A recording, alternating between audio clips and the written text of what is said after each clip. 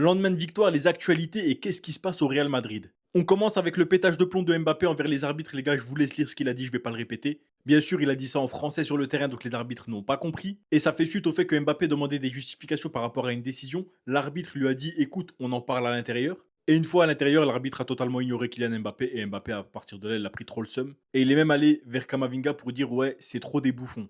On voit qu'Mbappé en ce moment il est tendu, les gars, que ce soit avec les arbitres ou sur le terrain. C'est pas son habitude d'être comme ça. Et je vais faire une vidéo sur le sujet parce que je pense savoir pourquoi il est comme ça. Ensuite, on a la déclaration lunaire de Chouameni en fin de match, les gars, j'ai pas compris. Un journaliste a dit à Aurélien Chouameni y a-t-il une amélioration physique notable avec Antonio Pintus. Parce que oui, pour ceux qui ne le savent pas, Pintus est revenu au Real Madrid, enfin est revenu en avant avec l'équipe première du Real Madrid, vraiment pour leur redonner une forme physique. Chouameni il a répondu ça.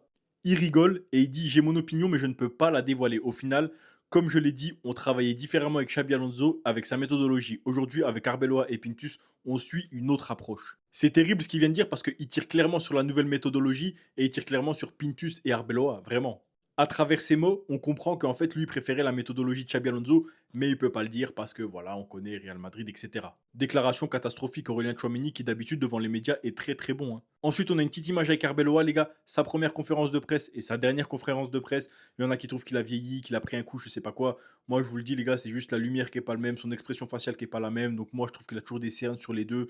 Enfin, moi, je fais pas une histoire de ça. Je trouve vraiment pas qu'il y ait un gros changement. On a aussi le cas Carvajal qui est en train de naître hier. Carvajal qui était très très frustré de ne pas être rentré en jeu. Il paraît que sa relation avec Arbeloa est plutôt froide et que hier, il voulait rentrer, mais il n'est pas rentré en jeu. Qu'à la fin, Pintus a essayé de le consoler, mais que ça n'a même pas marché parce qu'il n'a même pas donné un seul sourire. Maintenant, à voir si c'est Arbeloa qui le fait pas jouer parce qu'il ne l'apprécie pas ou parce qu'il le trouve qu'il n'est pas au niveau, ou si c'est parce qu'ils ne veulent pas prendre de risques parce que Carvajal physiquement c'est plus le top. Je ne sais pas, j'ai pas la réponse là-dessus. Et pour finir, vous ne verrez pas le Real Madrid aujourd'hui parce qu'il n'y a tout simplement pas d'entraînement. Arbeloa leur a accordé un jour de repos après la victoire à Mestalia.